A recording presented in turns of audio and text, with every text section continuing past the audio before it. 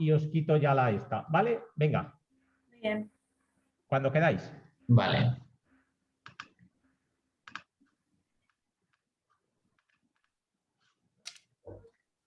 Bueno, pues muy buenas tardes a todos.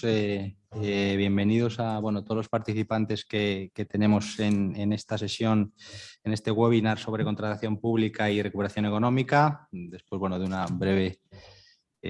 charla, tertulia previa, pues con los ponentes, un poco hablando de las cuestiones que vamos a tratar. Y en primer lugar, el agradecimiento a la Escuela de Práctica Jurídica de la Universidad Complutense de Madrid, que desde hace tiempo,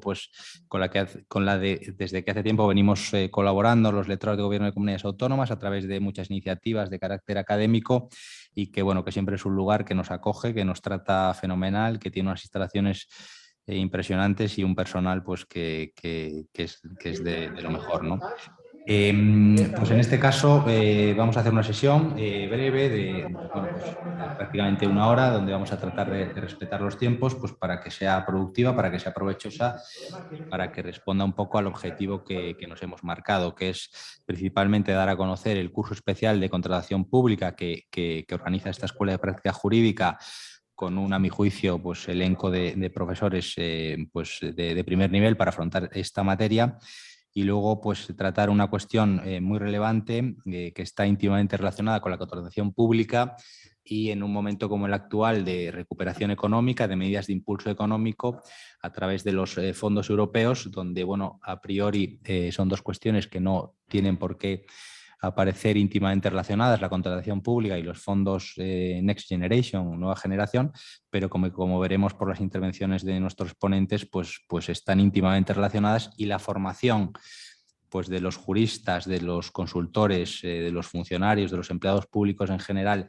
en materia de contratación pública, puede redundar de manera muy positiva en la gestión de este tipo de ayudas y en estas medidas de impulso económico. En primer lugar, simplemente quiero trasladar que por qué es necesario, por qué es preciso, por qué es pertinente hacer un curso de contratación pública aquí en la Escuela de Práctica Jurídica de la Universidad Complutense. En primer lugar, porque la contratación pública,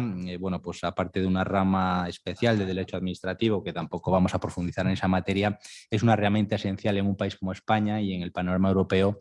para el impulso de la actividad económica, ¿no? No podemos olvidar que el sector público es uno de los grandes motores, de los grandes tractores de la actividad económica, y que el sector público, con carácter general, para seleccionar a las empresas, a las personas que le prestan servicios o que le realizan obras o le hacen suministros, no tiene una libertad absoluta de elección de este tipo de proveedores, ¿no? Y tiene que regirse por normas de selección, y además también tiene una serie de singularidades en todo lo que es la vida del contrato y su extinción. Por lo tanto, cualquier persona que pretenda relacionarse en el tráfico jurídico, en el tráfico mercantil, en el tráfico contractual con el sector público a través de la contratación, necesariamente tiene que conocer un poco las claves de lo que se denomina contratación pública, y que no es otra cosa que las normas especiales por las que la Administración forma su voluntad y por la que la Administración y el sector público en general ejerce a veces, en determinadas circunstancias, a veces potestades exorbitantes en la ejecución de los contratos y en su extinción. Por eso creemos que pueden estar interesados en un curso especial sobre contratación pública con un claustro de profesores al que luego haré referencia, no solo los servidores públicos, no solo los funcionarios públicos, no solo quienes prestan servicios en empresas públicas, en sociedades mercantiles, en general y en lo que es el sector público, puesto que es una actividad para ellos inherente a su condición de entidad del sector público, y cualquier perfeccionamiento en esta materia, cualquier conocimiento adicional para facilitar este tipo de labor, para tener, digamos, métodos e instrumentos para ser capaces, digamos, de ser más eficientes en esta actividad desde dentro, desde el propio sector público. Es muy interesante que la contratación pública se conozca también desde las personas externas al sector público, ¿no? Desde quienes contratan con el sector público, quienes se relacionan con el sector público, quienes asesoran a empresas que son contratistas o licitadores del sector público, puesto que de esta manera también pueden conocer las claves para hacer ofertas mejores, para ejecutar mejor los contratos, en definitiva, para relacionarse mejor con un tipo de personificaciones como son las públicas, que tienen singularidades y que es bueno conocer para que tanto la selección de los contratistas como la propia vida del contrato pues sea lo más satisfactoria posible, tanto para la propia administración, para el propio sector público, como para quienes prestan estos servicios. De tal manera que para los empleados públicos, para los directivos públicos, para los altos cargos, para las autoridades, les puede ser muy útil para afrontar la contratación, para programarla, digamos, para no improvisar a la hora, digamos, de diseñar todo el elenco de suministro, de servicios y obras que tienen que afrontar y cómo articularlo. Y en segundo lugar, como decíamos, del sector privado, cómo establecer medidas o conocimientos de carácter preventivo para evitar conflictos, pero también de carácter reactivo cuando estos conflictos se suscitan, pues cómo pueden, digamos, aquellos particulares, empresas, en definitiva el sector privado, cómo puede reaccionar ante aquellas vicisitudes que se puedan producir cuando, bueno, pues la ejecución, la selección, la extinción de los contratos pues no responde a nuestras expectativas o tenemos algún tipo de disconformidad. Este curso de contratación pública tiene un enfoque claramente novedoso, puesto que no parte o no tiene, digamos, en su ADN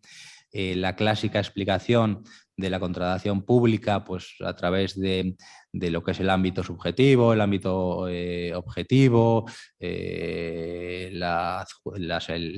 adjudicación, los efectos y la extinción del contrato,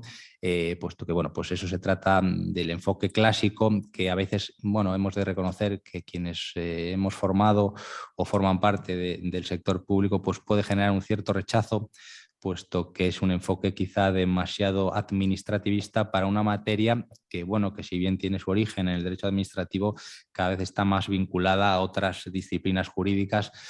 como puede ser, bueno, pues en general el derecho de la contratación, las obligaciones, pero también el compliance, de los asuntos públicos, la tecnología y la competencia, entre otros aspectos, ¿no? En ese sentido, nos hemos preocupado por dar un enfoque eminentemente práctico, dando cabida, como decía, a aspectos que tradicionalmente no suelen contemplarse en el marco de los cursos o de la formación en materia de contratación pública, como por ejemplo el compliance en el sector público, que entendemos que es un elemento muy relevante y que en el marco de la contratación pública es esencial, puesto que es en este contexto donde a veces se producen pues los supuestos donde, bueno, pues de corrupción, ¿no? En el marco del sector público, en la elección de los proveedores del sector público, y donde a veces pues, la propia normativa, pues, por sus propias limitaciones, no llega, digamos, a cubrir todas las zonas oscuras.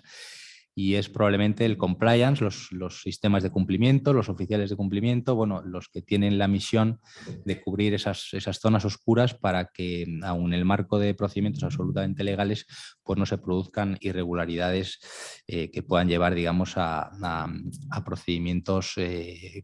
fraudulentos, ¿no? Ello, no cabe duda de que esta implementación del compliance en el sector público pues, tiene sus dificultades por la propia naturaleza de la administración, de los procedimientos administrativos, pero evidentemente es un reto que tiene que afrontar el sector público de cara un poco pues, a eliminar esas zonas oscuras y generar bueno, pues ese efecto de certidumbre, de respetabilidad y, en definitiva, bueno, que los administrados perciban un sector público que funciona bien y que funciona de manera transparente. En segundo lugar, pues también hemos querido prestar atención a las cuestiones de competencia, que también bueno, están íntimamente ligadas a la contratación pública, que también han sido objeto de las últimas directivas en materia de contratación pública y que también han sido traspuestas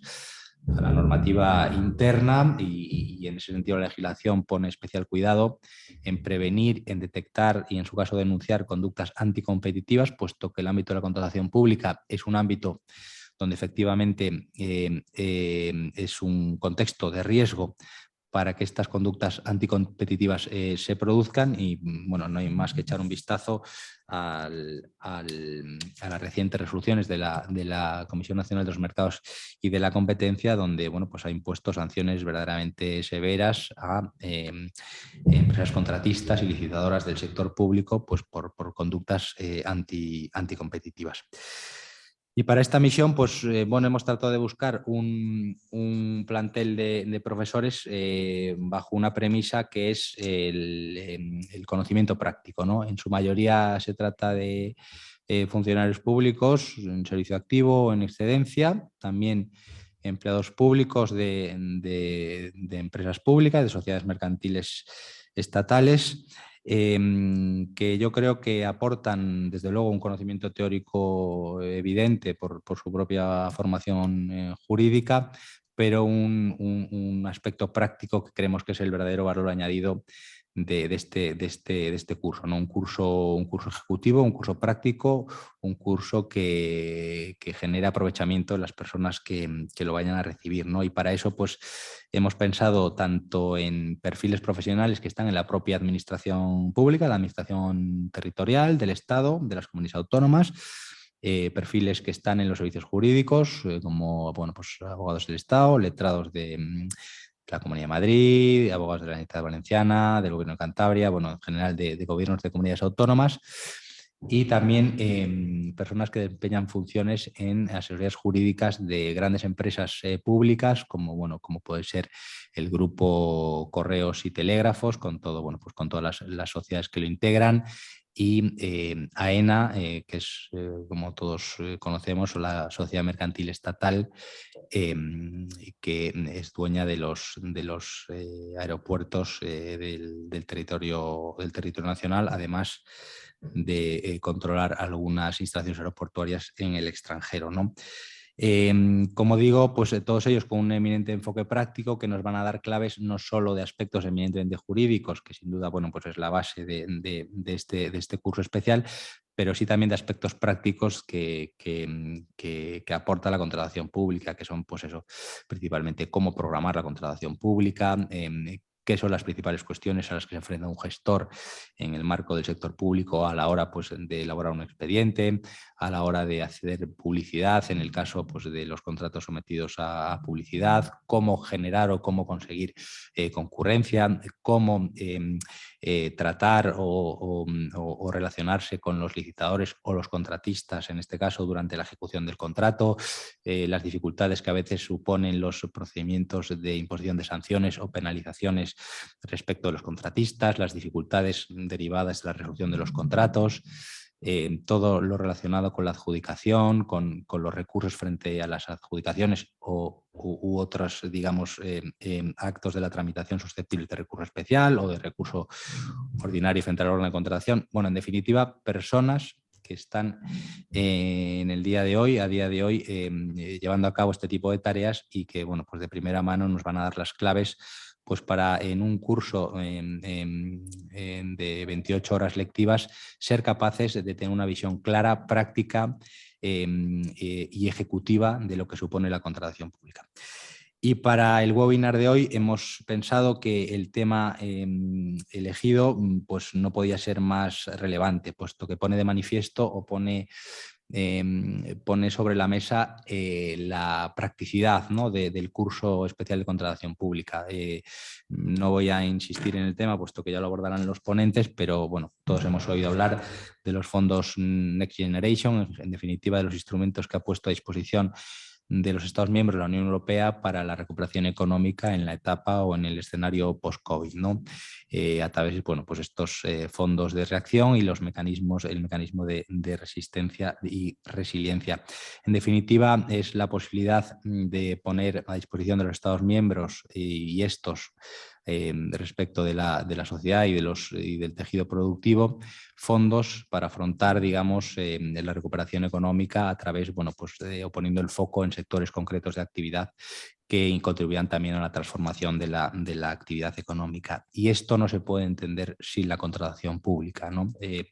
Los Estados miembros, las autoridades nacionales actúan como referente en este tipo de fondos Next Generation, y gran parte probablemente de cómo van a permear estos fondos en la sociedad sea pues también a través de la contratación pública, a través de la adquisición de bienes y derechos por parte del sector público, a través de la contratación de obras, de la contratación de suministros, de la contratación de servicios, que pondrán de manifiesto, bueno, pues la necesidad de conocer a fondo la contratación pública, puesto que, en primer lugar y con carácter preventivo, va a ser necesario asesorar al tejido productivo para poder acceder a este tipo de ayudas en el marco de la contratación pública, y también en el campo, digamos, o en el aspecto reactivo, como también hablarán nuestros ponentes, pues para todas las vicisitudes que puedan ocurrir pues en el marco de la adjudicación de este tipo de contratos o de la ejecución de los mismos, que indudablemente pues podrán generar problemas que también pues serán objeto pues de litigio, de recurso, y el conocimiento, por tanto, de las tripas, ¿no?, de la contratación, pues es una herramienta esencial en este sentido. Para ello contamos con dos ponentes excepcionales que además forman parte del claustro de profesores del curso especial de contratación pública. Empiezo por Elena Hernáez, que es letrada de la Comunidad de Madrid. En la actualidad es vocal de la Comisión Jurídica Asesora de la Comunidad de Madrid, el máximo órgano consultivo de la comunidad autónoma, y ha desempeñado pues cargos de relevancia en el marco de la Administración Autonómica, recientemente como secretaria general técnica de la Consejería de Presidencia, pues, además de desempeñar sus funciones como letrado de los servicios jurídicos, pues atendiendo a todos los órdenes jurisdiccionales, pero en la época más reciente centrada especialmente en el marco de la contratación pública, donde ha sido presidenta del Tribunal administrativo de resolución de recursos contractuales de la Comunidad de Madrid. Y en segundo lugar tenemos a Luis Manén, que es abogado de la Generalitat Valenciana, que recientemente ha venido prestando servicios como letrado del Consejo Consultivo de la Generalitat Valenciana, y en la actualidad es letrado jefe de la Consejería de Igualdad, que me corrija si estoy lo cierto o no, es así. Y también es un grandísimo experto en materia de contratación pública, y en la actualidad también es presidente de la sección de Derecho Administrativo Económico de la Corporación Académica de Ciencia y Derecho. Ellos nos van a hablar de esta relación que existe entre los fondos Nueva Generación y la contratación pública. Y bueno, yo sin más le cedo la palabra. Creo que empieza Luis, ¿verdad? Te cedo la palabra y te agradezco mucho tu asistencia. Pablo, muchas gracias por tu presentación. Pues como veis, vamos a hablar sobre los fondos Next Generation y su relevancia en la contratación pública. Elena y yo nos hemos partido la presentación de este webinar. Yo voy a analizar brevemente lo que son los fondos Next Generation y señalar su incidencia en la contratación pública en dos aspectos muy concretos, que se pueden resumir en contratar rápido y contratar mejor. Después ya Elena dará un enfoque más práctico y se posicionará en el punto de vista del operador jurídico y señalará el papel que debe de asumir desde un punto de vista activo como desde un punto de vista reactivo. Espero que tanto la intervención de Elena como la mía sea de vuestra satisfacción y os aporte. Y sin más, pasamos a comenzar el webinar.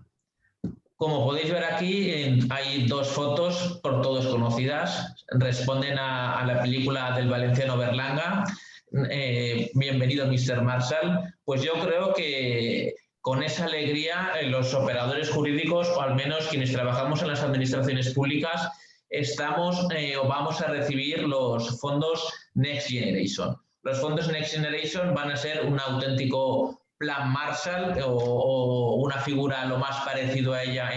en lo que es la historia de la Unión Europea. Y el plan Marshall europeo o los fondos Next Generation, que es como se le conoce, surgen en un marco concreto muy específico. la crisis derivada, la crisis económica surgida de la pandemia provocada por el coronavirus, la COVID-19. En mayo de 2020, la Comisión Europea presentó un plan europeo de recuperación para que no se resintiesen las instituciones europeas a esta crisis que aún venimos sufriendo sus últimos coletazos, y para ello articuló dos brazos. Uno, modificando el marco financiero plurianual, incrementando sus inversiones, de tal manera que estas aumentan en el periodo presupuestario 2021 a 2026 a casi 1,1 billones de euros. Y por otro lado, se articularon una serie de medidas específicas y temporales, que son las que nos vamos a centrar en el webinar de hoy.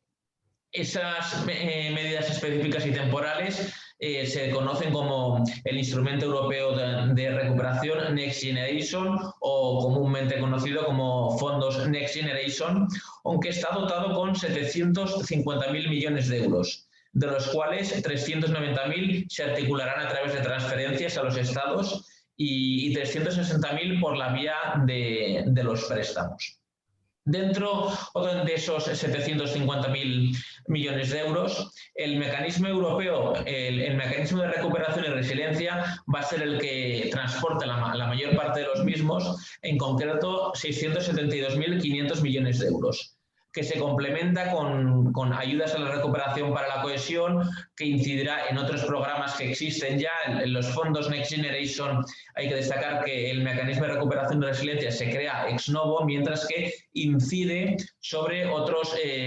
mecanismos ya existentes. Tenemos, como podéis ver en la transparencia, que existe el Fondo de Recuperación y Resiliencia, dotado con la cantidad que podéis ver, y otra serie de aportaciones menores en otros fondos ya existentes, como el REACT-EU o el Fondo Europeo de Desarrollo Rural, el Fondo Social Europeo Plus, el Fondo Europeo Agrícola de Desarrollo Rural y el Fondo Europeo Marítimo y de Pesca. Todos estos fondos se estructuran básicamente a partir de una norma comunitaria. Me estoy refiriendo al Reglamento de la Unión Europea 21/2041 del Parlamento Europeo y del Consejo de 30 de diciembre, regulador del mecanismo recuperación y resiliencia, y que se establece en torno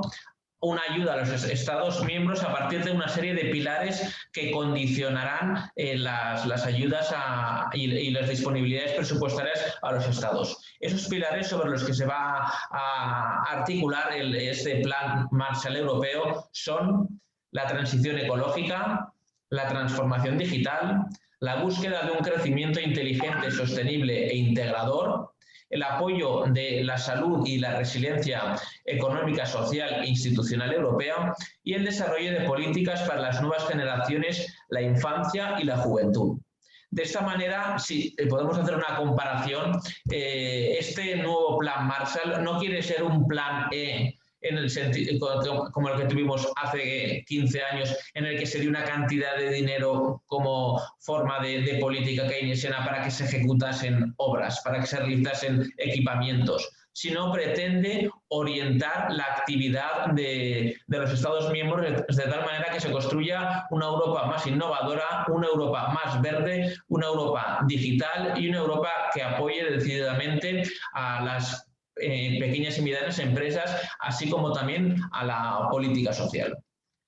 Desde el punto de vista español y en general de los Estados miembros, los fondos se distribuirán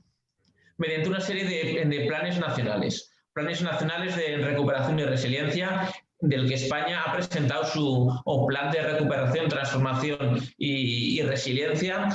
a través del cual se quieren vehiculizar 126.000 millones de euros, de los cuales 59.000 son por vía de subvenciones y 67.000 mediante el recurso al crédito. Este plan presentado ante la Comisión Europea determina cómo se usará el dinero y en qué proyectos se invertirán los fondos. En cuanto al timing, hay que decir que los planes se presentaron entre octubre del 2020 y abril del 21, y que el gasto debe de ser desembolsado a finales de 2023 y los proyectos terminados a finales de 2026. Ahora sí nos referimos al marco nacional. Desde el punto de vista del ordenamiento jurídico español, se han aprobado una serie de normas, tanto estatales como autonómicas, que tienen por objeto llevar a cabo, implementar los fondos Next Generation. En primer lugar, hay que destacar el Real Decreto Ley 36/2020 de 30 de diciembre de medidas urgentes de reforma de la administración pública y de ejecución del Plan Nacional de Recuperación, Transformación y Resiliencia, cuya principal singularidad es que su aprobación es incluso previa a la articulación del Plan Nacional de Recuperación, Transformación y Resiliencia. Esto por lo que se refiere a la Administración General del Estado. Pero las comunidades autónomas también han aprobado una serie de normas con las cuales se pretende desarrollar en el ámbito de la gestión autonómica todos los fondos que les correspondan, porque la mitad de los fondos van a ser ejecutados por el Estado y la otra mitad por las comunidades autónomas. Así, por citar algunas comunidades autónomas, Andalucía ha aprobado el Decreto Ley 3/2021, Galicia la Ley 9/2021, Extremadura el Decreto Ley 3/2021, las Islas Canarias el Decreto Ley 4/2021, la Comunidad Valenciana el Decreto Ley 6/2021 y previamente la disposición adicional quinta de la Ley de Acompañamiento a los Presupuestos para 2021. Navarra ha aprobado el Decreto Ley Foral 4/2021 y Castilla-La Mancha la Ley 4/2021. Bien, a la hora de referirnos al ámbito de aplicación de esta normativa, partiendo del Real Decreto Ley 36/2020, hay que destacar que su ámbito subjetivo se refiere a las entidades incluidas en el sector público, pero de acuerdo con el artículo 2.1 de la Ley 40/2015 de régimen jurídico del sector público. Por lo tanto, abarca no solo a las administraciones territoriales, sino al sector público institucional, estatal, autonómico, local. Objetivamente, el Real Decreto Ley se aplica a los contratos y los acuerdos marcos, aunque deriven del Plan de Recuperación, Transformación y Resiliencia. Aquí hemos de hacer una primera puntualización, por cuanto que el ámbito de aplicación del Real Decreto Ley es uno, y el ámbito de aplicación de las normas autonómicas no tiene por qué coincidir. De hecho, hay algunas comunidades autónomas que lo han limitado, como sucede con Andalucía, el Instrumento Europeo de Recuperación, y otras, como es el caso de la Comunidad Valenciana, Cataluña o de las Islas Baleares, extienden además a otros fondos como el Fondo Social Europeo Plus, el Fondo Europeo de Desarrollo Rural o el Fondo Europeo Marítimo y de Pesca. Ya refiriéndonos a las medidas del Real Decreto Ley y de la legislación autonómica que lo complementa o que lo aplica a las comunidades autónomas, yo he estructurado la presentación en base a un decálogo y un mandamiento doble, a través de los cuales se engloban o se pueden esquematizar las dos frases las que me he comprometido a explicar, que es comprar más rápido y comprar mejor. Para comprar más rápido, el Real Decreto Ley 36/2020, que no solo contiene normas en materia de contratación, sino en materia de subvenciones y otras, dedica los artículos 49 y siguientes a la contratación pública. Y dentro de ellos establece una serie de medidas específicas de agilización, que son las que podéis ver en la pantalla. Por citar alguna, pues la preferencia en el despacho de los contratos y acuerdos marcos vinculados con los fondos Next Generation o la articulación de la contratación pública con los procedimientos de intervención administrativa. Todos ellos los voy a referir a continuación de manera individualizada. En primer lugar, tenemos la supresión de autorización del Consejo de Ministros. El artículo 52 del Real Decreto Ley prevé en que los contratos que tengan un valor estimado igual o superior a los 12 millones de euros o aquellos que se satisfagan mediante un pago en forma de arrendamiento financiero o arrendamiento con opción de compra, a que se refiere el artículo 324 de la Ley de Contratos, queda suprimida la autorización del Consejo de Ministros, con el fin de agilizar la adjudicación de los contratos. La segunda medida del decálogo está prevista en el artículo 52 del Real Decreto Ley y no es otra que la elevación de los umbrales del procedimiento abierto simplificado en las dos modalidades, ordinario y abreviado. Le dedica a cada uno de ellos un artículo, el artículo 52 y el artículo 51. El artículo 52 prevé que el umbral para la utilización del procedimiento abierto simplificado ordinario, mira que es complejo entender, es el segundo procedimiento ordinario, es el procedimiento abierto normal, el simplificado y el sumario. Pues el simplificado se incrementa el umbral económico para su utilización, de tal manera que ahora hay que acudir al umbral de armonización. Por lo tanto, se podrán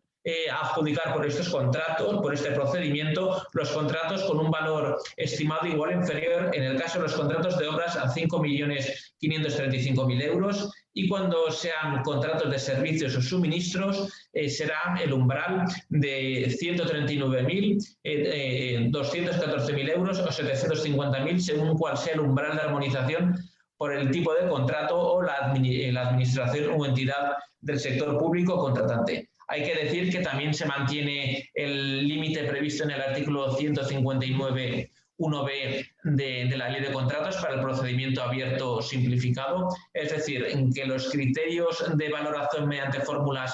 no matemáticas o un juicio de valor no pueden superar el 25% en la adjudicación, salvo que se trate de contratos con prestaciones intelectuales en que se eleva el umbral hasta el 45%.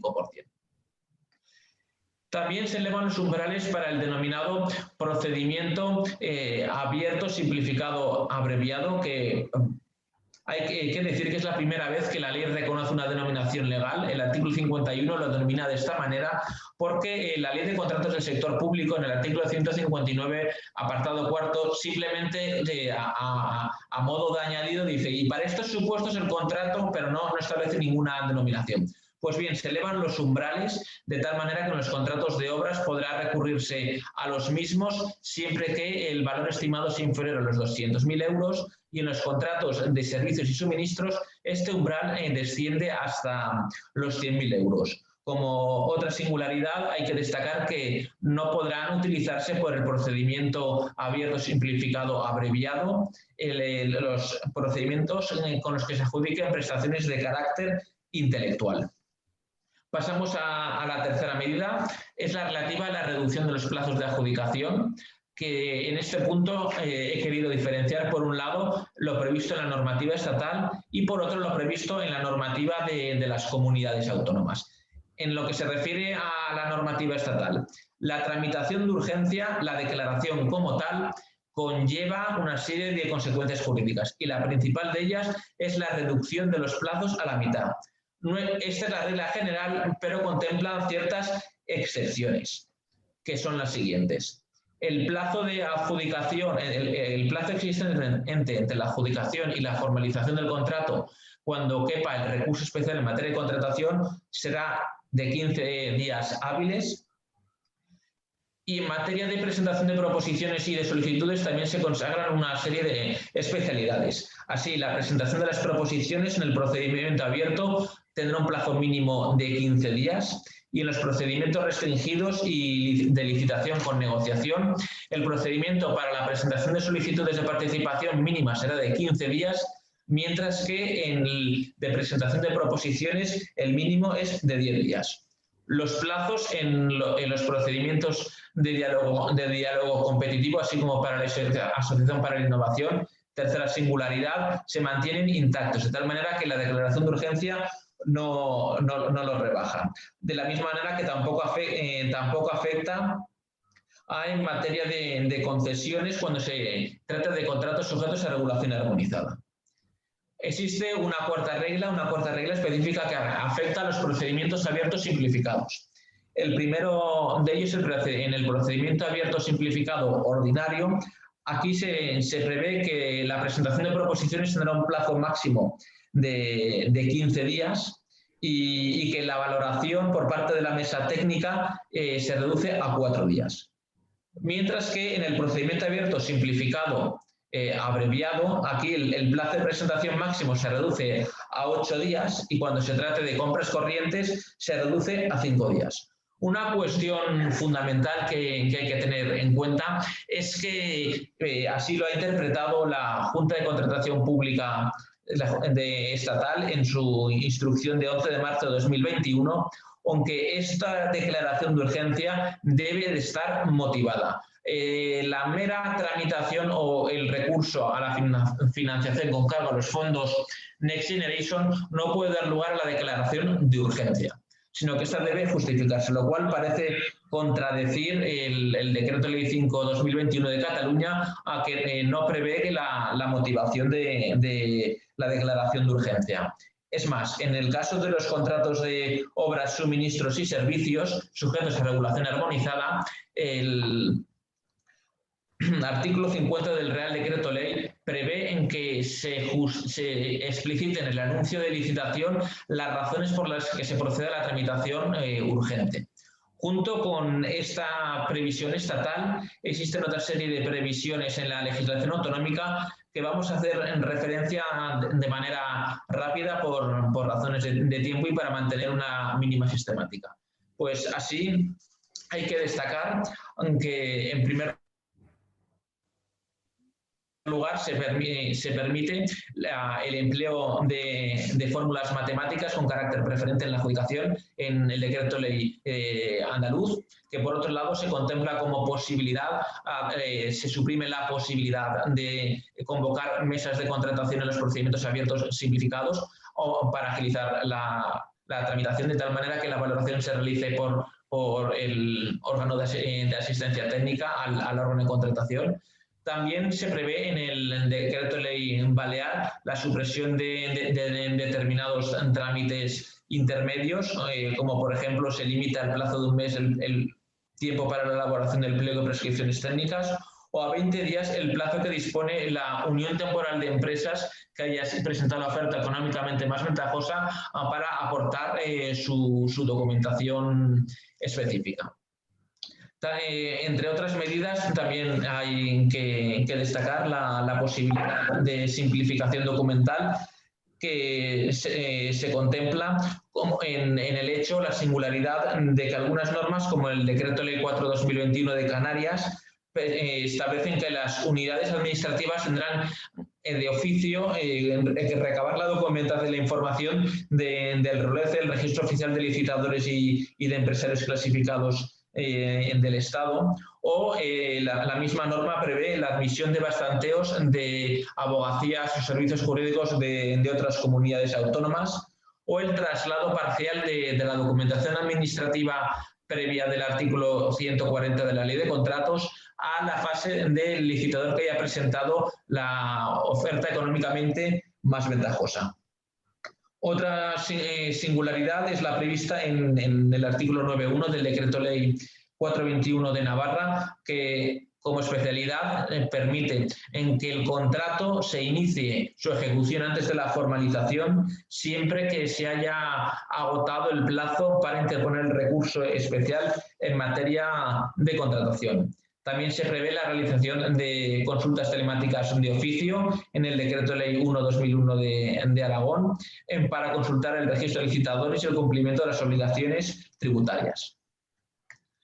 Volviendo al decálogo, hay que referirse a otras medidas y ahora en concreto a la preferencia del despacho, o que prevé el artículo 52 del Real Decreto Ley, en cuya virtud se establece en que los contratos que se financien con los fondos Next Generation tendrán una preferencia en el despacho, y esto es importante sin necesidad de que sea declarado de urgente. Además de la preferencia en el despacho, implica que los plazos para la evacuación de informes y dictámenes se reducen a 5 días sin que quepa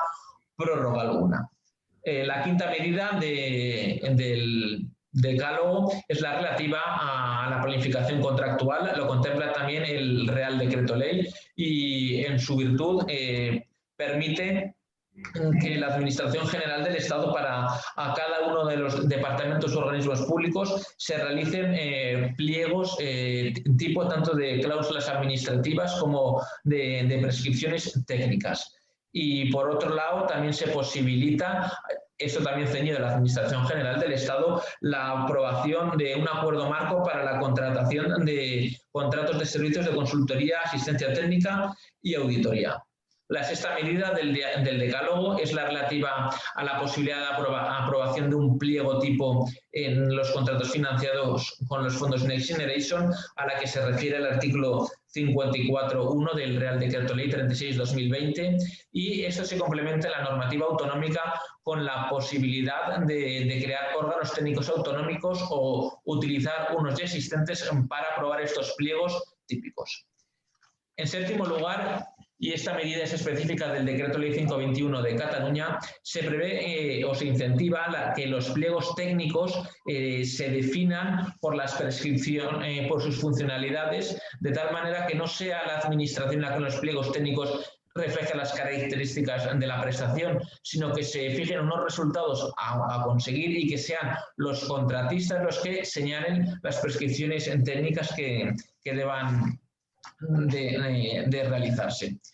En octavo lugar, hay que destacar la posibilidad de participar los operadores en la fase de preparación del contrato, y para ello tanto decretos ley de Cataluña como de Canarias establecen e incentivan las consultas preliminares, de tal manera a que se obligue a las administraciones públicas o se impulse para que pongan a disposición de los licitadores información relativa a la contratación de contratos y acuerdos marcos que vayan a financiarse con los fondos Next Generation. Vamos ya terminando con el decálogo para referirnos a las dos últimas medidas referentes a la articulación, por un lado, de los procedimientos de intervención administrativa con los de contratación, que se realiza, por un lado, previendo la supresión de la evaluación de impacto ambiental en determinados supuestos, artículo 66 del Real Decreto Ley, y por otro lado, abreviando las declaraciones de evaluación de impacto ambiental de planes y programas previstas en la Ley 21/2003, porque con frecuencia la contratación pública va ligada a la ordenación del territorio y ambas medidas necesitan ir de la mano para propiciar una actuación rápida. Y en último lugar, y por lo que se refiere al decálogo, también hay que destacar la articulación de sistemas de control del cumplimiento de las obligaciones del contratista. En este sentido hay que destacar el Decreto Ley Catalán 521, que posibilita la imposición de penalidades por el incumplimiento de resultados, y también como singularidad prevé la devolución de las fianzas en el artículo 16.2 una vez sean aprobadas su certificación por el organismo europeo competente. Terminado el decálogo, nos referimos a la compra mejor, a las medidas tendentes a promocionar la compra pública estratégica, y para ello, en primer lugar, y ya lo hemos referido anteriormente al inicio de la exposición, todos los contratos y acuerdos marcos deberán estar vinculados con los 6 pilares a los que hemos hecho referencia del artículo 3 del Reglamento 2021/41 de la Unión Europea, los relativos a la transformación digital, la transición ecológica, etc. Y en último lugar, como segundo mandato para tener una compra mejor, hay que destacar que determinadas decretos, leyes autonómicos o leyes autonómicos impulsan la contratación pública estratégica, obligando a establecer cláusulas sociales relativas a la protección del medio ambiente o de potenciación de las pymes en su contratación, de tal manera que conviertan a la contratación pública en una herramienta de ejecución de políticas transversales, como son la protección del medio ambiente, las políticas sociales o las políticas de innovación. Hasta aquí mi intervención. Gracias por haberme escuchado y cedo la palabra a Alicia.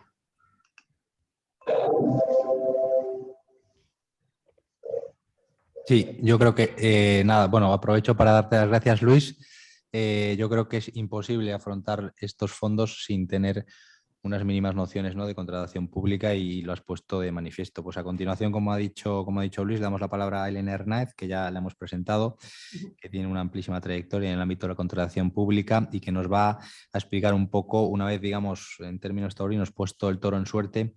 qué aspectos debe tener en cuenta el jurista a la hora de enfrentarse a estos fondos en el marco de la contratación pública y cómo le puede afectar la litigiosidad y los eventuales recursos que se puedan suscitar en este concreto marco de los fondos Next Generation. Te cedo la palabra, Elena, y te doy por anticipado las gracias por participar esta tarde.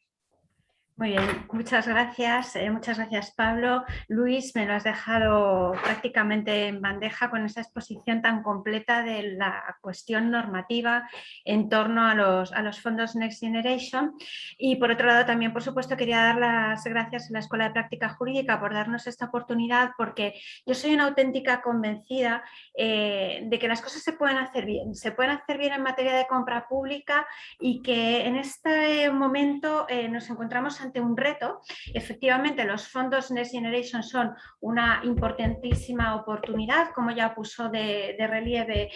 la presidenta de la Comisión Europea, Ursula von der Leyen. Son un importantísimo instrumento, pero desde luego también suponen unos retos que los juristas tenemos que afrontar. No voy a explicar nada de la disposición de los fondos en Next Generation, puesto que ya Luis ha hablado de ellos. Pero como señalaba antes, sí que me gustaría centrarme en estos aspectos prácticos para los juristas, teniendo en cuenta que, como también ha dicho Pablo al principio de la intervención,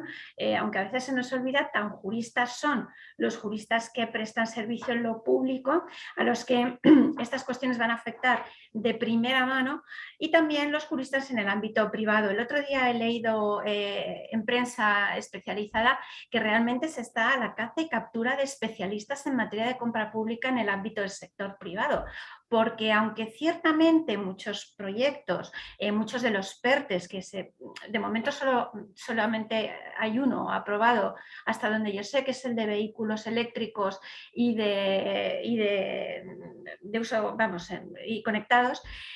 ciertamente estos PERTES en principio no siempre están orientados con compra pública, pero efectivamente el carácter omnicomprensivo de la actividad de la administración con carácter general hace que la compra pública vaya a estar de una manera o en otra prácticamente en la totalidad de los proyectos. Ciertamente habrá subvenciones, habrá colaboraciones público-privadas articuladas por medio de convenios o por medio de la creación de consorcios que también se contemplan en el Real Decreto Ley 36/2020, pero ciertamente incluso en estas cuestiones me atrevo a señalar que la contratación va a ser importante, porque aunque el Real Decreto Ley establece una serie de medidas en materia de personal y de implementación de medios, desgraciadamente la administración necesita ayuda y la va a necesitar y la está necesitando de consultoras. ¿Y cómo se articula? A través de contratos de servicios. Luego ya tenemos un primer elemento en el que hay un contrato, a pesar de que luego el proyecto no se desarrolla como contrato, pero efectivamente se produce esta intervención. Como decía, el jurista tiene que estar preparado para responder desde el ámbito público y desde el ámbito privado. ¿Y por qué? Porque nos encontramos ante una serie de hándicaps muy importantes en la aplicación de los fondos Next Generation. En primer lugar, porque estos fondos deben concentrarse en un periodo muy pequeño, en apenas 5 años y pico, porque a finales de 2026 tienen que estar ejecutados. Y todos sabemos lo que es arrastrar un elefante como es la administración. Por otro lado, además, a diferencia, como muy bien ha dicho Luis, de lo que ocurría con el Plan E, la mayoría de estos proyectos están sujetos a importantes condicionalidades. Y aquí tenemos un reglamento muy reciente, de febrero del 2021, de la Unión Europea, donde se establecen una serie de requisitos y condicionantes, porque como todos ustedes saben, una cosa que le da repelús a la Unión Europea y no le deja de dar repelús, si se me permite la coloquialidad, a pesar de la situación de urgencia en la que nos encontramos, es que se vulneren las reglas de la competencia. De ahí que la Comisión Nacional de Mercados y de la Competencia esté muy especializada en materia de compra pública, porque la Unión Europea le tiene alergia a todo aquello que signifique que uno de los principios fundamentales de los tratados, que es la libre circulación, se vea comprometido por el hecho de que se produzca este falseamiento de la competencia. Luego, a través de estas ayudas, de estos proyectos estatales, hay que tener mucho cuidado. Hay que saber muy bien cómo deslindar lo que es una ayuda permitida de las que son ayudas ilegales estatales. Por otro lado, que la normativa que tenemos que aplicar sigue siendo la normativa en materia de compra pública, por mucho que, como también nos ha explicado Luis, en algunos casos se haya simplificado. Claro, cualquiera que se haya acercado alguna vez a la práctica jurídica en el ámbito de la compra pública, y por eso creo que es muy pertinente este curso de especialización de la Universidad Complutense, la Escuela de Práctica Jurídica, es su complejidad. Y es solamente una ley, como la Ley de Contratos del Sector Público, que al peso es tan voluminosa, que tiene 347 artículos, 55 disposiciones adicionales, no sé cuántos anexos. Es muy compleja, pero hasta tal punto es complejo que el propio Tribunal de Cuentas de la Unión Europea, en un informe del año 2019, planteaba que gran parte de los defectos o de los problemas o las irregularidades en la compra pública no se debían a la voluntariedad o a cuestiones fraudulentas o de corrupción, sino a la dificultad de aplicar la compra pública. A mí me gusta mucho una resolución del Parlamento Europeo del año 2011 en el seno o en el marco de los trabajos para la preparación de las directivas de contratos que desarrolla esta ley, que dice, hombre, si bien en un primer momento la normativa en materia de compra pública tenía que ser muy prolija para acostumbrar a los operadores jurídicos a tramitar conforme a la misma, podríamos volver al ámbito de los principios generales. Bueno, los principios generales, igual que los considerandos de la directiva, para mí son casi oro a la hora de interpretar la norma, pero no vamos a ser voluntaristas. En nuestro ordenamiento jurídico hemos desarrollado una normativa tan prolija, tan profusa, con tanta intervención estatal y de las comunidades autónomas. No olvidemos la sentencia del Tribunal Constitucional 68-21, en la que por falta de tiempo no podemos entrar, pero hay tanta profusión normativa que realmente es muy necesario, es perentorio que los operadores jurídicos por lo menos sepan manejarse en ese ámbito, ¿no? Otro hándicap importantísimo es que este plan de recuperación, transformación y resiliencia no está pensado para todos los ámbitos. En el propio plan aprobado por el Gobierno, teniendo en cuenta el reglamento de la Unión Europea, hay una serie de políticas tractoras a las que ya ha hecho referencia Luis, por ejemplo, la transición digital de la economía o la potenciación del crecimiento sostenible, social, medioambientalmente, la innovación. La implementación de esto a través de la compra pública, y créanme, desde el punto de vista práctico, es muy difícil, no es sencilla. Por lo tanto, no solamente es precisa la colaboración entre el sector público y privado, sino de nuevo la especialización del comprador o del gestor público, al igual que del privado. Y por otro lado, tenemos el procedimiento de certificación de los proyectos que se financian con cargo a fondos de la Unión Europea con carácter general. Ya no me refiero a los fondos Next Generation porque todavía no tenemos esa experiencia, pero curiosamente los procedimientos o las certificaciones anteriores en otros programas de ayudas anteriores, los básicos que se hacen anual, o sea, con los periodos normales, España no ha logrado certificar más del 39% de los fondos disponibles. Pero además esto no es que sea una evolución, es que sucesivamente España nunca supera el 40% de la posibilidad de certificación de los fondos disponibles, de manera que el 60% se va. ¿Y por qué se va? Por cuestiones técnicas, porque no somos capaces de lograr cumplir estos objetivos que nos manda Europa. ¿Cuál debe ser el papel del jurista? Bueno, pues podemos hablar de un jurista activo y del jurista reactivo. En todo caso, un instrumento que nos puede servir de guía es precisamente la guía básica para el plan de recuperación, transformación y resiliencia que ha aprobado la Oficina Independiente de Regulación y Supervisión de la Contratación, la denominada VIRESCOM, el 7 de septiembre de 2021. No esperen encontrar ahí ningún tipo de arcano ni ninguna pieza fundamental,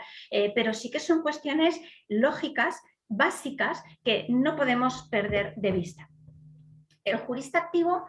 ¿qué tiene que hacer? ¿A qué me quiero referir cuando hablo de jurista activo? Bueno, pues aquel que prepara, que condiciona los posicionamientos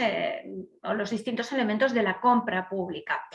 Claro, esto se puede hacer desde la propia administración o, como digo, externalizando esta labor en el ámbito privado a través de las correspondientes consultorías. ¿Cómo se puede hacer? Un instrumento fundamental, que no es nuevo, es el de las consultas preliminares de mercado, pero que entiendo que hay que potenciar como un mecanismo de trazabilidad de la compra pública, tanto de sus objetivos como de las formas de llevarla a cabo y como de los mecanismos establecidos para ello. Este sistema aparece ya recogido en la Ley de Contratos del Sector Público. Me gustaría poder detenerme a explicarlo a fondo porque me gusta, pero realmente es que hay poco tiempo. En el curso obviamente hablaremos de él. Es un mecanismo además que para las empresas no hay que tenerle miedo, es un mecanismo al que se tiene miedo normalmente porque bueno, a veces participar en la elaboración de los pliegos condiciona luego la posibilidad de participación, pero se puede hacer. Otra cuestión que en nuestro país estamos un poco atrasados es la de los procedimientos con negociación. ¿Por qué? Porque tradicionalmente el procedimiento negociado y más el procedimiento negociado sin publicidad se utilizaba como un sistema para evitar la licitación y no para lo que realmente está pensado, que es para aquellos casos en que no tenemos muy claro qué es lo que queremos contratar del todo. Hay que precisar, hay que fijar ciertos aspectos de la licitación y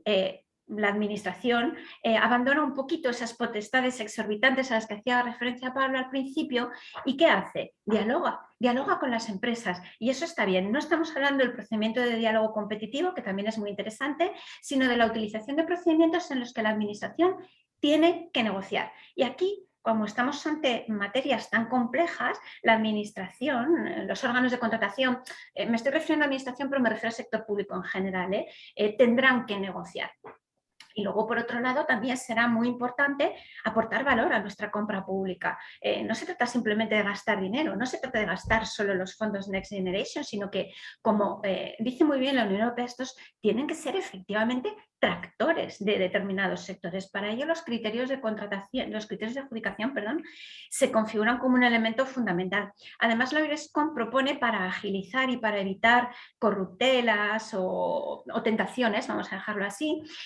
la objetivización de los criterios. Vamos a ver, la selección de los criterios de valoración es una cuestión que aparentemente parece fácil porque en la práctica, me van a perdonar que diga esto, se utiliza mucho el cortapega. Pero realmente la selección de unos buenos criterios de adjudicación, y ya se pueden objetivar a través de fórmulas matemáticas, como señalaba Luis, es fundamental. Y aquí, para eso, los juristas tienen que estar formados. Deberán aplicar, por otro lado, la normativa vigente. Aquí no hay especialidades. Artículos 146 y 145 de la Ley de Contratos del Sector Público, que por cierto son una muestra de la complejidad de la norma. Y por último, también la figura del responsable del contrato, porque no nos olvidemos que los fondos Next Generation, para que se libren, tienen que haberse producido una ejecución correcta y adecuada del proyecto que sea, en este caso del contrato. La figura del responsable del contrato es una figura muy interesante que aparece recogida en el artículo 62 de la ley. No es una figura simplemente de control, no es baladí, debe ser impulsor, debe ser casi no tanto un controlador como un, iba a decir colega, un tractor de la ejecución contractual. Además, ahora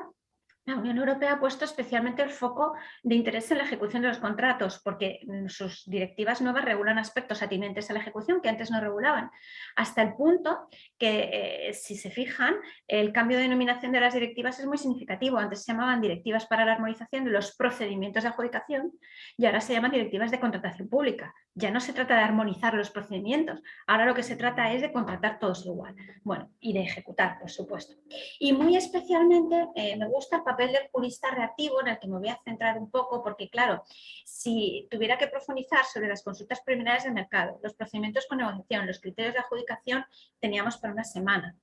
Esto ya en el curso se profundizará bastante más. Pero sí me gustaría dar una pincelada rápida del papel del recurso especial en materia de contratación, materia que tendré el gusto de impartir junto con algún otro compañero en el curso y que, la que me gusta especialmente. En todo caso, este Real Decreto establece un modelo de gobernanza que exige contar con instrumentos de ejecución y de control. de control ágiles. En el ámbito del recurso especial nos estamos encontrando en el ámbito precisamente del control. Y por otro lado, como demuestra o como quiero exponer en esta diapositiva, parece que la urgencia de la pandemia nos enfrenta ante la propia realidad del sistema administrativo español, ya no solamente de la compra pública, pero muy especialmente de la compra pública, que es ese equilibrio entre la agilidad y la eficiencia en la tramitación y las garantías. No voy a ser yo quien diga que hay que suprimir garantías, pero tampoco puede ser que el peso de las garantías sea superior a la propia gestión, porque eso hipertrofia cualquier sistema medianamente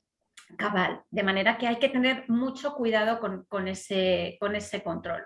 En todo caso, el recurso especial es un recurso que tiene todas las papeletas, permítanme la coloquialidad, para resultar un recurso idóneo, como recurso rápido y eficaz, y cuando hablamos de eficacia hablamos de la posibilidad de suspender automáticamente el acto objeto del recurso para evitar que se consoliden situaciones de ilegalidad y posteriormente únicamente obtener, pues como resulta tradicional en el ámbito de la jurisdicción contenciosa, el 6% de beneficio industrial. Este carácter de rápido y eficaz ya ha sido reconocido incluso por el Tribunal Supremo en una sentencia de antiguo año 2014, el carácter jurisdiccional a efectos del ámbito de la Unión Europea en la sentencia del Consorcio Sanitario del Maresme, todo esto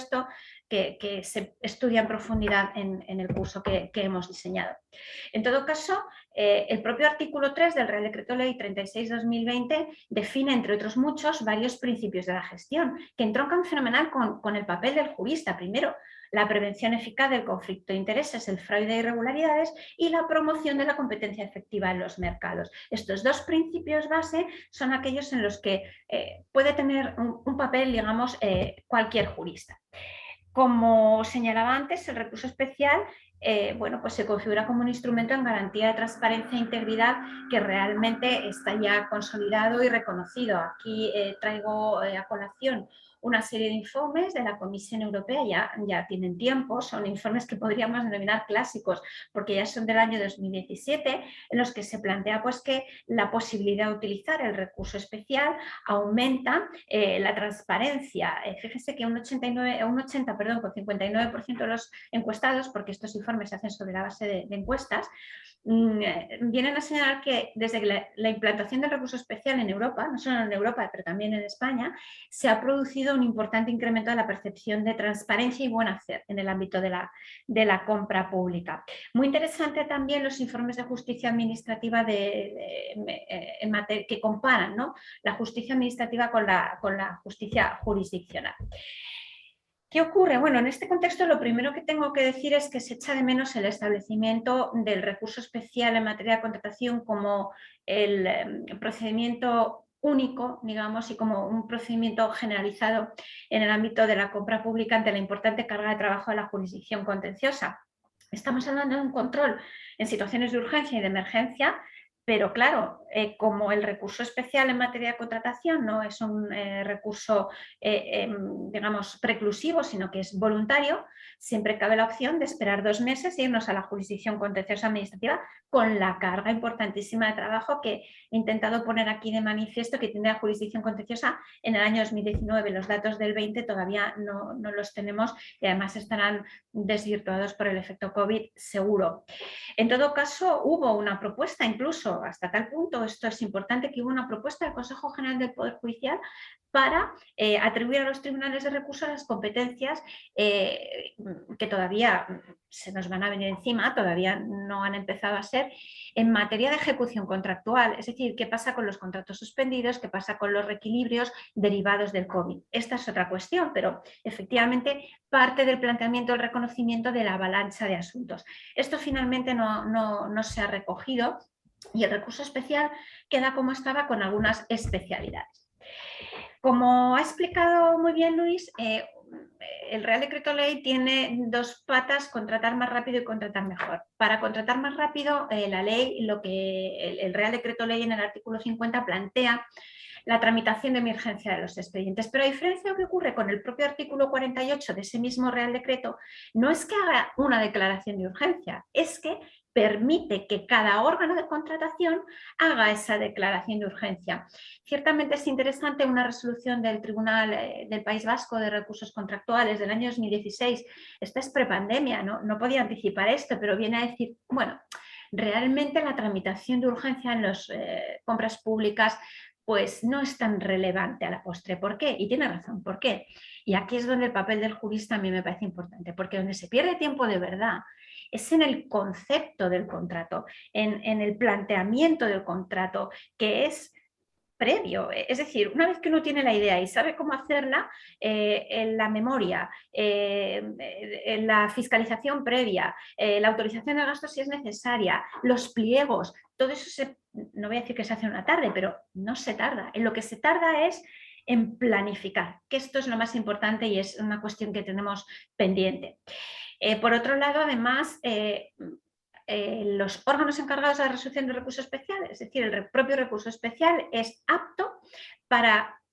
enjuiciar si un proyecto es o no urgente. Primera cosa que se puede plantear, es decir, yo tengo una licitación en el marco Next Generation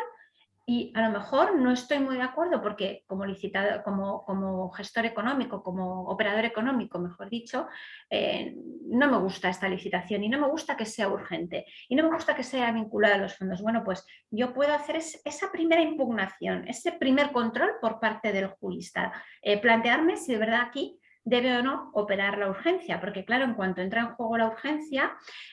los plazos a veces para la preparación de las ofertas bajan y esos plazos pueden no resultar suficientes. Ciertamente, el Real Decreto no prevé la disminución de los plazos en el ámbito de los contratos de colaboración público-privadas por excelencia, que son las concesiones. Pero bueno, también podríamos estar en otro escenario en que ello fuera así. Hay una nota aclaratoria de la Comisión de 19 de noviembre de 2020, que es en la que se basa el informe de 11 de marzo del 21 de la Junta Consultiva, que ha hecho referencia también Luis, que señalaba que no es posible una declaración ex lege. La declaración tiene que ser caso por caso y motivada, a diferencia de lo que ocurre con otros expedientes de gasto que contempla el Real Decreto Ley en el artículo 48. El Tribunal Administrativo Central de Recursos Contractuales ya en esta resolución del año 2020, pero en muchas otras, incluso fuera del ámbito Next Generation, ha señalado precisamente que es posible este control, digamos. Y para ello, pieza fundamental es la motivación, teniendo en cuenta un elemento objetivo, la existencia de la necesidad, y el elemento formal, que es la declaración de urgencia debidamente aprobada por el órgano de contratación. Esto es lo que se tiene que fijar un jurista a la hora de ver si realmente está bien o no calificado un contrato como urgente en el caso de los fondos. Las especialidades en materia de procedimiento de recurso especial se pueden enseñar así de una manera muy esquemática. En un primer momento, la primera y la que es más llamativa es que se produce un refuerzo del Tribunal Central de Recursos Contractuales y que además esta no es una medida solo para fondos Next Generation porque modifica una disposición adicional de la Ley de Contratos, quiero decir, a través de una disposición adicional modifica la propia ley de contratos, luego esto va a quedar para siempre, bien para aplicar recursos en materia de fondos o no. Y luego, por otro lado, también hay algunas especialidades en la tramitación del recurso especial. Para que estas especialidades operen, en primer lugar es necesario que se trate de contratos financiados con fondos Next Generation. Podrán decirme menuda perogrullada. Bueno, es el presupuesto base, ¿no?, de aplicación del propio Real Decreto Ley. Pero hay otra cosa que igual les llama la atención y es que tienen que ser contratos que se tramiten electrónicamente. Y si tienen algo de experiencia o conocen la ley de contratos del sector público, podrían decirme, pero no es así que la contratación siempre tiene que ser electrónica. ¿Cómo va a ser que no sea contratación electrónica? Y más aún en proyectos de tanta envergadura. Bueno, pues precisamente la disposición final 15ª de la Ley de Contratos del Sector Público, la 15ª y la 16ª que regulan este tema, plantean que en ocasiones se puede eximir la tramitación del contrato de la vía electrónica precisamente para proyectos que podrían encajar muy bien con los fondos. ¿Por qué? Por ejemplo, cuando se trata de hacer presentaciones en formatos informáticos que no se soporten por parte de la administración, a pesar que el Real Decreto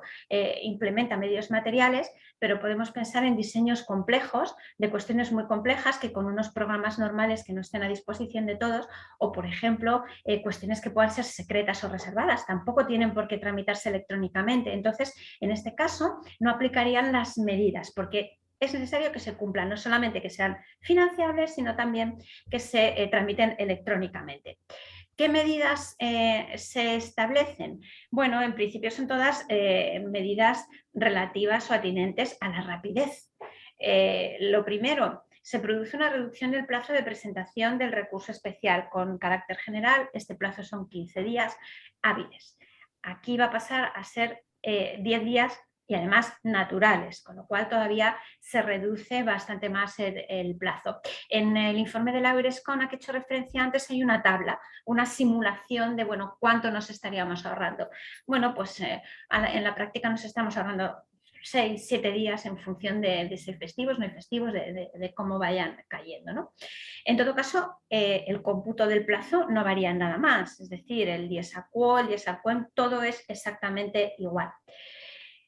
Por otro lado, esta reducción se produce también en el cambio de los plazos de días, como decía, hábiles a naturales. Realmente aquí hay una duda si esto se refiere solo cuando el acto objeto del recurso es la adjudicación del contrato o cualquier otro, porque se pueden impugnar los pliegos, se pueden impugnar los actos de trámite cualificados. Bueno, hay una doctrina además importante, no solamente el elenco de actos y de contratos señalados en la ley, sino una doctrina importante sobre qué actos son susceptibles o no de recurso especial. Pues como decía, el artículo que lo regula, el artículo 50, cuando habla de los plazos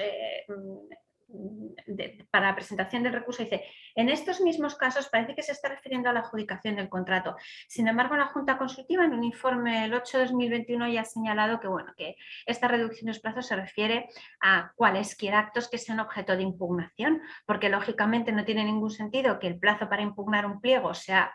un plazo de 15 días hábiles y el plazo para impugnar la adjudicación 10 naturales. No tiene sentido. ¿Por qué hay este pequeño gap o esta pequeña discordancia? Pues porque lo que sí que hace la ley con mucha intencionalidad y muy claramente es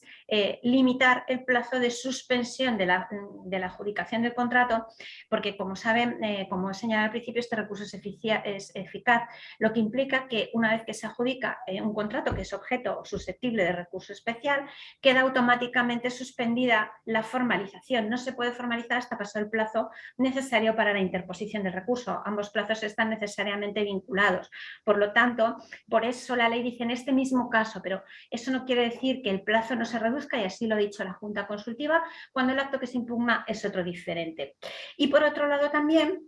se establece un plazo específico para las causas de inadmisión. En el recurso especial en materia de contratación no contemplaba causas de inadmisión en un primer momento. Fuimos en los tribunales los que, por aplicación analógica con la ley de la jurisdicción contenciosa y la ley de procedimiento administrativo, señalábamos una serie de causas de inadmisión que se recogieron en un reglamento el 814 de 2015. La ley de contratos ya recoge una serie de causas de inadmisión, pero no establece un trámite. ¿Por qué? Porque la inadmisión va al final, junto con la resolución final se decide si es estimatoria, desestimatoria, de admisión o de inadmisión. Aquí lo que hace la ley es forzar que cuando lo que se produzca es la inadmisión del recurso, en el entendimiento de que las causas de inadmisión quizás son más fáciles, bueno, pues el plazo es de 5 días, 5 días naturales otra vez. Entiendo que realmente esto es presuponer que la inadmisibilidad de un recurso es algo sencillo de dilucidar. Sí lo es en ocasiones cuando se trata de cuestión de plazos o cuando se trata de umbrales, pero hay otras cuestiones, bueno, pues digamos relativamente complejas en relación con esta cuestión. He hecho un repaso muy rápido. Llego al fin de la presentación agradeciéndoles su atención, pero en todo caso no quiero dejar de reflexionar como conclusión final, ¿no? Que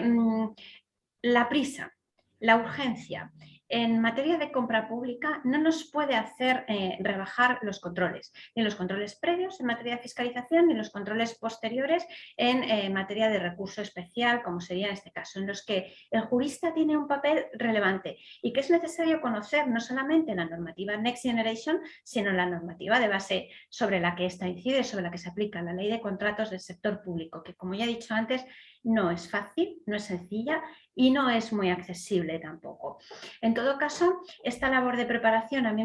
insisto, me parece fundamental. Y animo a todo el mundo que a través del curso, que a través de la comprensión de la ley, de los múltiples foros que pueda haber, se forme en esta materia, porque no podemos dejar escapar esta oportunidad. Y esta vez sí que no nos podemos quedar en un 39% de certificación de los gastos de los fondos Next Generation. Muchas gracias. Bueno, Elena, muchas gracias otra vez. Luis, también muchas gracias por tu intervención. Bueno, yo creo que simplemente ha quedado de manifiesto un poco el objetivo de esta sesión, ¿no? Que era, uno, incidir en un aspecto tan singular como es este y poner de manifiesto la relevancia que tiene en la contratación pública para afrontarlo, para comprenderlo y para, bueno, pues para prestar servicios jurídicos en este ámbito. Y en segundo lugar, bueno, pues la calidad, ¿no? de los ponentes, ¿no? Que son, bueno, pues son un elemento representativo del resto de personas que, como decía, integran el elenco de profesores del curso, y que se ha puesto en manifiesto, bueno, pues el dominio de la materia y sobre todo la pasión, ¿no? La pasión con la que la explican, la que la comentan, con la que la conocen. Y cómo transmiten, bueno, pues esa afectividad, si se me permite la expresión, por una materia que siempre genera una cierta, bueno, una cierta distancia, ¿no? a los estudiantes de derecho, a los abogados muchas veces, ¿no? El derecho administrativo, la contratación pública en concreto, pero hoy se ha puesto de relieve que es una materia que, bien explicada por profesionales que la conocen a fondo, es apasionante, es interesantísima y además incide en un momento histórico como este, donde, bueno, pues va a ser una pieza esencial, pues para, bueno, pues para el impulso de la recuperación económica y para, bueno, pues para afrontar un futuro, pues bueno, donde veamos un poco la luz al final del túnel. Y bueno, y podamos pues prestar un servicio, ¿no? a la sociedad, pues prestando asesoramiento tanto a los particulares, a las empresas, como a las administraciones públicas y al sector público en general. Reitero las gracias a los ponentes, gracias a la Escuela de Práctica Jurídica.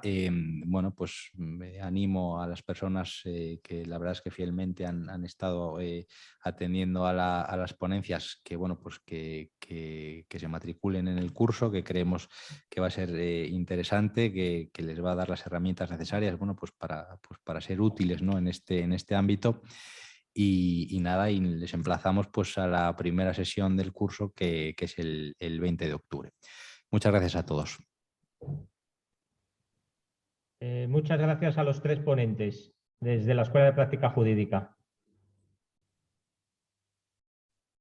Gracias. Gracias.